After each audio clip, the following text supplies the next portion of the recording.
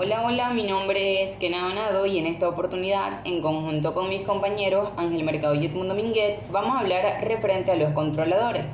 Entendiendo primeramente que un controlador es un componente del sistema de control que detecta los desvíos existentes entre el valor medido por un sensor y el valor deseado programado por un operador, emitiendo una señal de corrección hacia el actuador. Los controladores son los instrumentos diseñados para detectar y corregir los errores producidos al comparar y computar el valor de referencia con el valor medido del parámetro más importante a controlar en un proceso.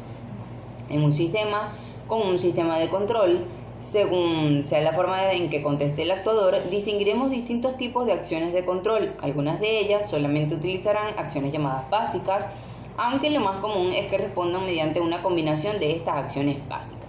Tenemos los controladores analógicos. Se dice que un sistema es analógico cuando las magnitudes de la señal se representan mediante variables continuas, esto es, análogas a las magnitudes que dan lugar a la generación de esta señal. Un sistema analógico contiene dispositivos que manipulan cantidades físicas representadas en forma analógica. En un sistema de este tipo, las cantidades varían sobre un intervalo continuo de valores. Así, una magnitud analógica es aquella que toma valores continuos, mientras que una magnitud digital es aquella que toma un conjunto de valores discretos. La mayoría de las cosas que se pueden medir cuantitativamente aparecen en la naturaleza en forma analógica. Un ejemplo de ello es la temperatura. A lo largo de un día, la temperatura no varía entre, por ejemplo, 25 a 25 grados centígrados de forma instantánea, sino que alcanza todos los infinitos valores que están entre ese intervalo mientras varía, pues. Otros ejemplos de magnitudes analógicas podrían ser el tiempo, la presión, la distancia, el sonido, etc. También tenemos los controladores digitales. Con la aparición de las computadoras se vio la gran aplicabilidad de estos al control y aparecieron los sistemas de control digital. El sistema de control digital es un sistema de control que procesa las señales que le vienen de los sensores en un computador. Para ello, la señal analógica tiene que muestrearse y tomar valores discretos a determinados intervalos de tiempo. A este proceso se le conoce por digitalización de la señal. Un sistema digital es cualquier dispositivo destinado a la generación, transmisión, procesamiento o almacenamiento de señales digitales. También un sistema digital es una combinación de dispositivos diseñados para manipular cantidades físicas o información que estén representadas en forma digital, es decir, que solo puedan tomar valores discretos. La mayoría de las veces estos dispositivos son electrónicos, pero también pueden ser mecánicos, magnéticos o neumáticos. Para el análisis y la síntesis de sistemas digitales binarios se utiliza como herramienta el álgebra de Boole.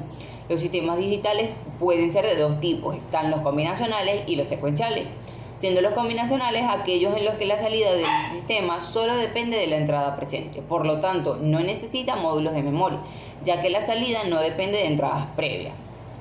Y en los secuenciales la salida depende de la entrada actual y las entradas anteriores. Esta clase de sistemas necesitan elementos de memoria que recojan la información de la historia pasada del sistema. Para la implementación de los circuitos digitales se utilizan puertas análogas como AND, OR y NOT y transistores. Estas puertas siguen el comportamiento de algunas funciones booleanas. Y finalmente tenemos el controlador on-off. Este tipo de controlador, o también llamado todo o nada, usa un algoritmo simple para solamente revisar si la variable del proceso está por encima o por debajo de un set point determinado. En términos prácticos, la variable manipula o la señal de control, de controlador, cambia entre totalmente on o totalmente off sin estados intermedios. Este tipo de accionamiento provoca un control muy impreciso de la variable de proceso. Un ejemplo muy común es el control de temperatura con los termostatos de aire acondicionado. El termostato activa el aire frío si la temperatura es mayor a la referencia o set point, y lo desactivan cuando la temperatura es menor al set point.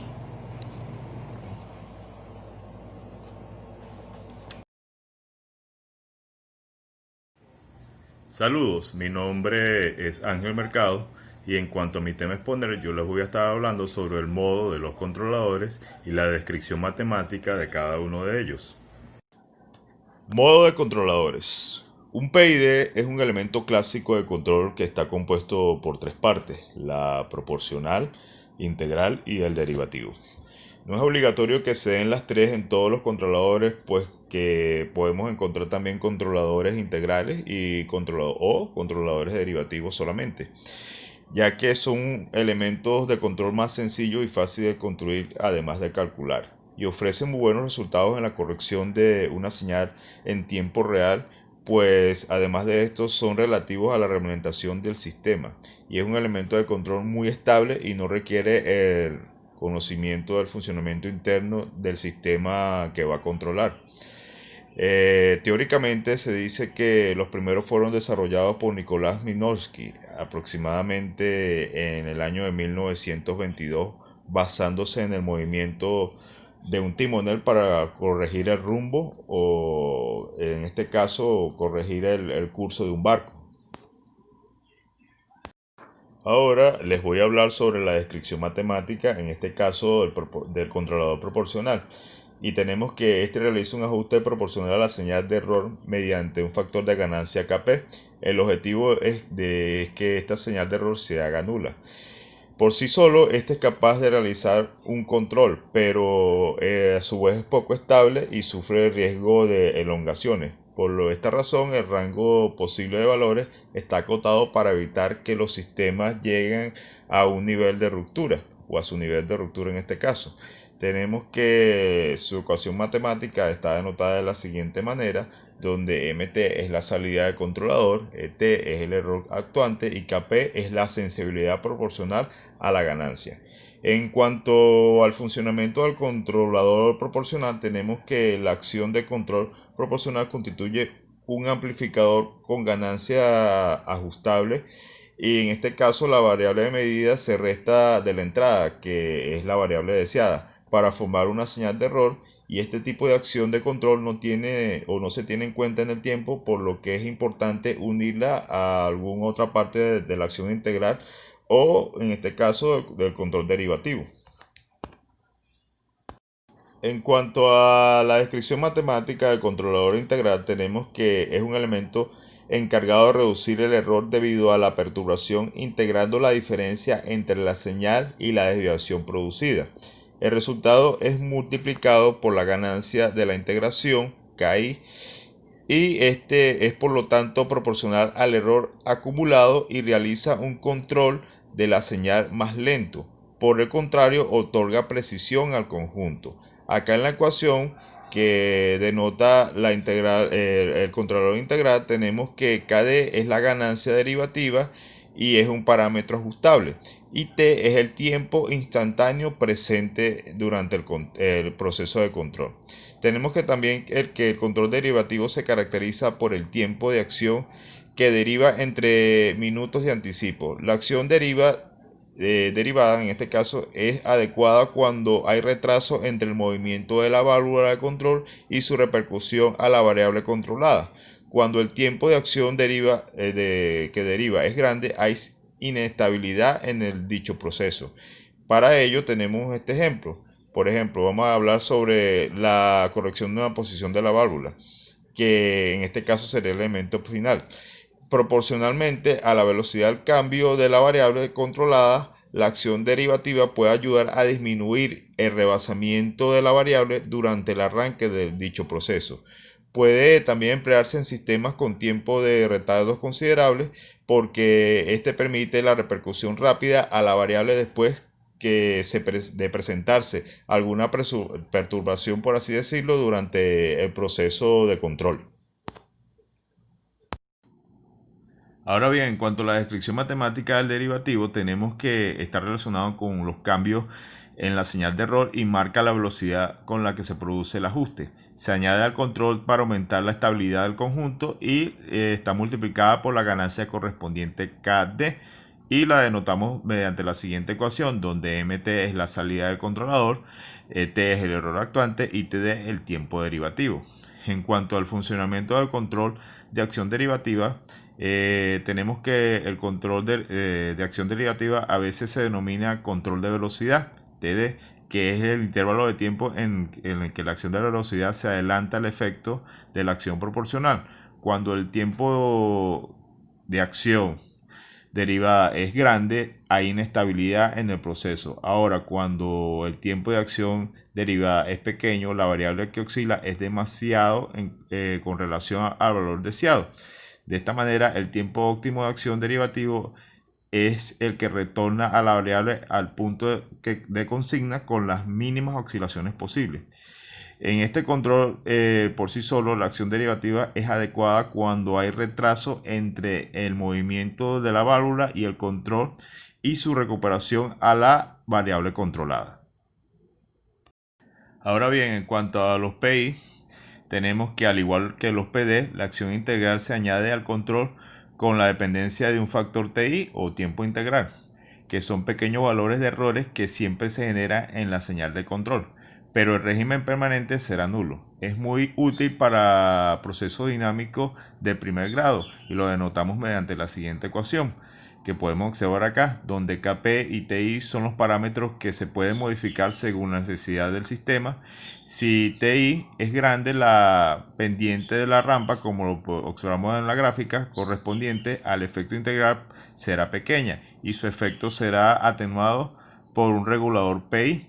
Por lo tanto, la respuesta de un regulador PI será la suma de las respuestas debido a un control proporcional P, que será instantáneo a la detección de la señal de error y con un cierto retardo en la entrada en acción del control integral como tal, que será el encargado de anular totalmente la señal de error.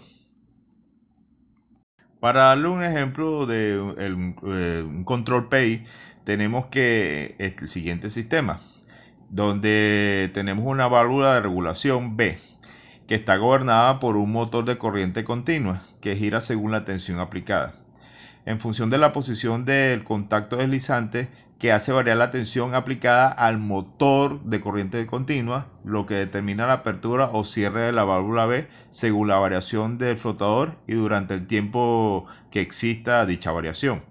De esta manera, si descendiera el nivel debido al incremento del consumo, el contacto que se desliza sobre el rheostato R aumenta la tensión que alimenta el motor, lo que a su vez provoca una apertura de la válvula, que continuará mientras que el nivel no alcance el nivel prefijado y la tensión de alimentación del motor vuelva a anularse.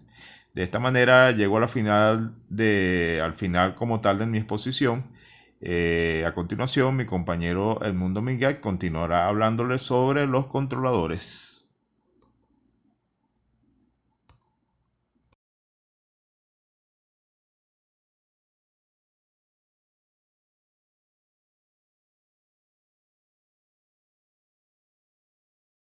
Ok, continuando con lo que es esta exposición, profesor compañero, me toca la parte de control proporcional derivativo.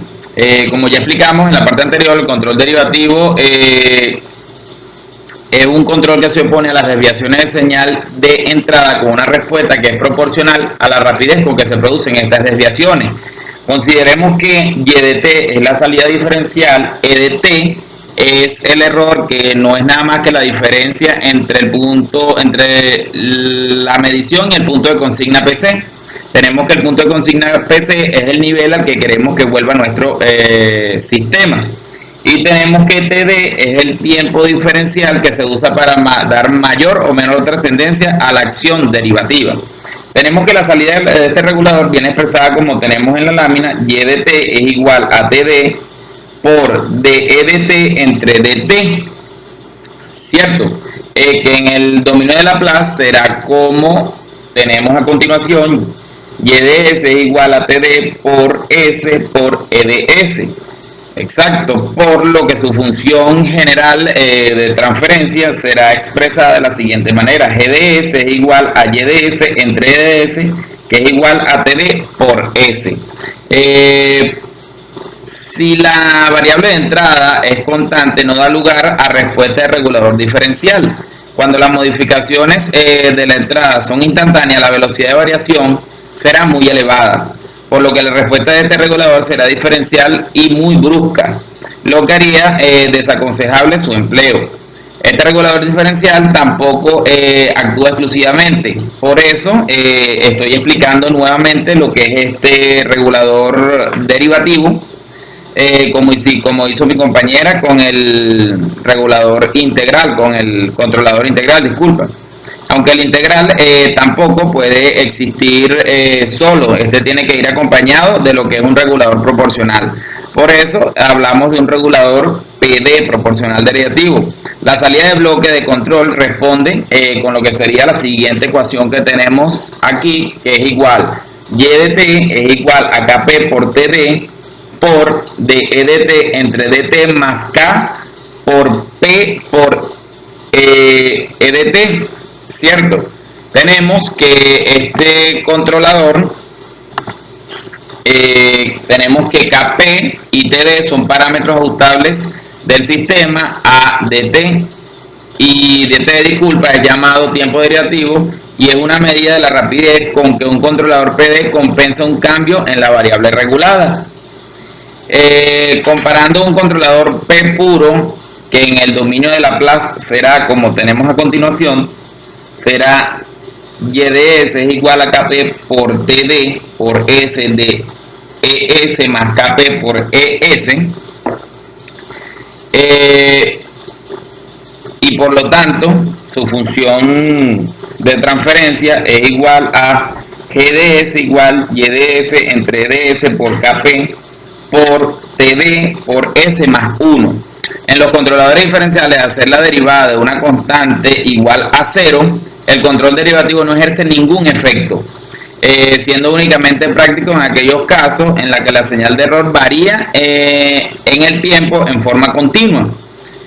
Como todos sabemos, la derivada de una constante 0, por lo que el análisis de este controlador ante una señal de error de tipo escalón no tiene sentido. Por ello representamos la salida del controlador en respuesta a una señal de entrada en forma de rampa unitaria. Aquí tenemos lo que es la rampa unitaria del control PD. Tenemos en esta parte la acción de control PD y la parte que está en líneas punteadas sería la acción proporcional solamente con respecto a lo que es el tiempo. Aquí tenemos las variables y de t y kp que nombramos anteriormente. Siguiendo con la exposición, tenemos que en esta figura se puede observar la respuesta que ofrece el controlador, que se anticipa a la propia señal de error. Este tipo de control se utiliza en sistemas que deben actuar muy rápidamente, ofreciendo una respuesta tal que provoca que la salida continuamente esté cambiado al valor. El regulador derivativo no se emplea aisladamente, ya que para señales lentas el error producido en la señal en régimen permanente sería muy grande, y si la señal de mando dejase de actuar durante un tiempo largo, la salida tendería hacia 0, con lo que no se realizaría ninguna acción de control. La ventaja de este tipo de control es que aumenta la velocidad de respuesta del sistema de control al actuar conjuntamente con un controlador proporcional. Las características de un controlador derivativo provocan una apreciable mejora de la velocidad de respuesta del sistema, aunque pierde precisión en la salida durante el tiempo de funcionamiento del control derivativo.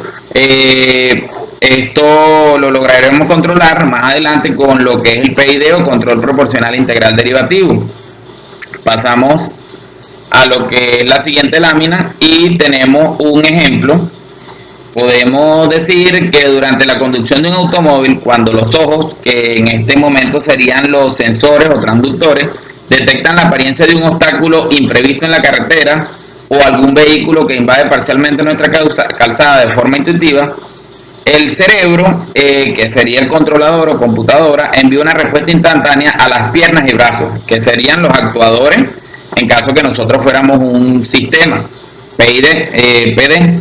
El objeto a corregir la velocidad, dirección de nuestro vehículo, así evitar un choque, ¿cierto? Al ser muy pequeño el tiempo de actuación, el cerebro tiene que actuar muy rápidamente. Este sería el control derivativo, por lo que la precisión de la maniobra es muy escasa, lo que provocará que bruscos movimientos oscilatorios, inestabilidad en el sistema, pudiendo ser causa de un accidente de tráfico.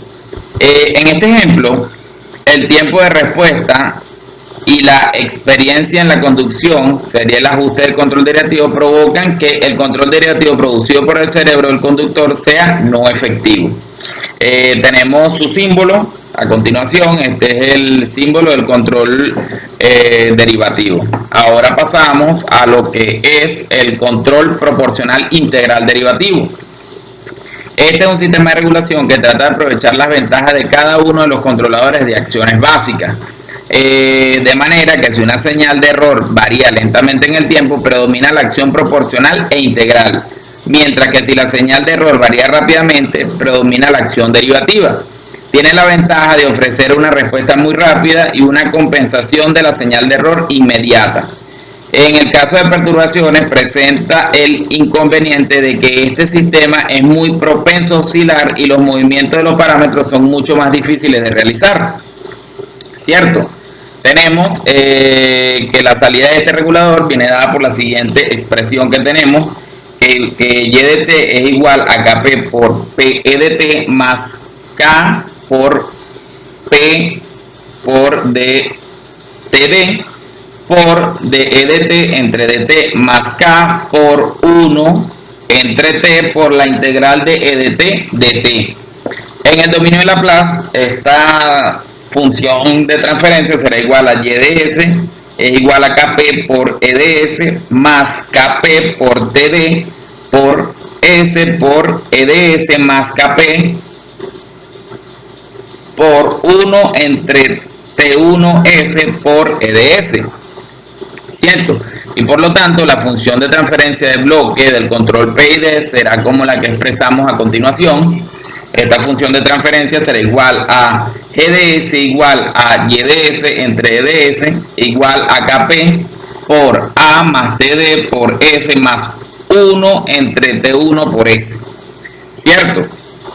Donde tenemos que Kp y TD son parámetros ajustables del sistema. La respuesta temporal de un regulador P y D sería la mostrada en la siguiente figura. Como tenemos, aquí tenemos los tres tipos de control. Tenemos su rampa unitaria y tenemos la acción de control P y D, sería la rampa roja que tenemos a continuación. La acción de control PD estaría expresada por la verde y la acción de control PO proporcional sería la de líneas segmentadas.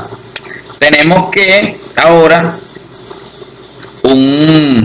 aquí tenemos el diagrama de bloques de lo que es un control proporcional integral derivativo. Tenemos dos líneas de bloque, sus entradas, su salida y lo que sería la señal de realimentación, que es como la que tenemos aquí abajo. Ahora pasamos a lo que sería un ejemplo de un control proporcional integral derivativo. Cuando el cerebro controlador, un ejemplo, da una orden de cambio de dirección o velocidad a las manos o pies, como ya dijimos en el ejemplo anterior, estos son actuadores.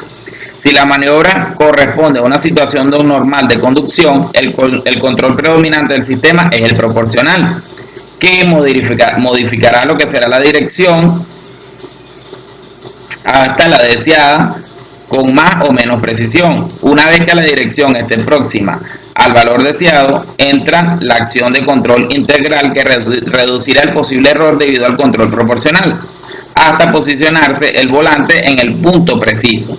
Si la maniobra se efectúa lentamente, la acción de control diferencial no tendrá apenas efecto.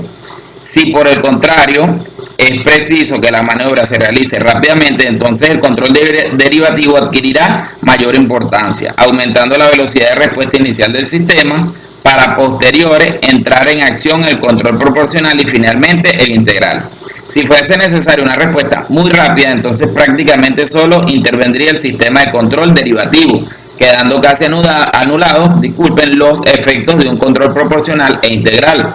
Con ello se consigue una gran inmediatez en la respuesta, aunque se prima la velocidad de respuesta, es a costa de que se pierda la precisión de esta maniobra. Pasamos a los símbolos empleados para identificar los tres tipos de controladores. Tenemos el símbolo del integrador, el símbolo del derivador y el símbolo del proporcional. Tenemos ahora lo que es un diagrama de bloques de control on-off.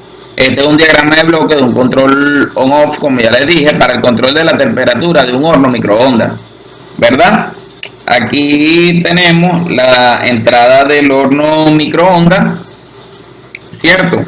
Este diagrama de bloque describe los componentes utilizados y la utilidad dentro del proceso. Por lo tanto, los instrumentos usados son un sensor de temperatura que cubre un rango entre 0 y 350 grados centígrados. El controlador será un microprocesador PIC18F4550 y el actuador será un relé que permite habilitar la señal del magnetrón desde el control.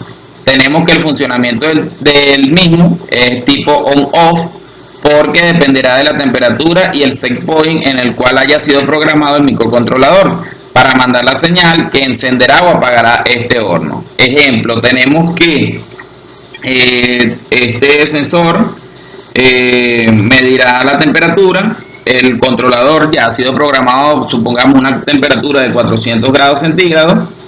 Cuando el sensor cuando está encendido nuestro horno microondas, el sensor irá leyendo la temperatura. Cuando este llegue a los 400 grados centígrados, los cuales fue programado nuestro microcontrolador, este mandará una señal al microcontrolador, que mandará una señal al relé que desactivará nuestro horno microondas, como ya hemos dicho. Igualmente, cuando llegue a otra temperatura o set point deseada, una temperatura mínima, este sensor la leerá, mandará la señal al microcontrolador y este al relé de nuevo para encender el horno microondas. Pasamos ahora a lo que será un diagrama de bloque de sistema de control de lazo abierto. Este se trata de aquellos sistemas de control en los cuales la salida no tiene ninguna clase de efecto sobre el sistema en sí, lo cual puede traducirse como el hecho de no tener la necesidad de realimentación de la salida para el controlador, para que el controlador, pueda funcionar. Un ejemplo muy sencillo de esto son las lavadoras automáticas comunes, que ya estas pueden realizar los ciclos de lavado teniendo en cuenta un tiempo para mantener el control del sistema. Es considerado de lazo abierto ya que no necesita los datos de salida, los cuales serían en el caso de la limpieza la ropa ya terminada. Este dato de la ropa ya terminada no es necesaria en un control de lazo abierto, ya que no afectaría de nuevo en la entrada de lo que sería nuestro controlador. Pasamos ahora a lo que es un diagrama de bloques de un sistema realimentado. Como vemos aquí, tenemos la entrada de referencia o set point, tenemos un controlador, un amplificador que sería como el relé que vimos en el ejemplo anterior, el actuador que sería el microondas y el transductor. En este caso tenemos, se tiene una entrada de referencia, como ya les dije, y se puede decir que cuando la señal de salida no es la deseada, entonces se genera una señal de error que proporciona una acción de control. Cuando la señal de salida no es la deseada, ya dijimos que se desarrolla esta acción de control.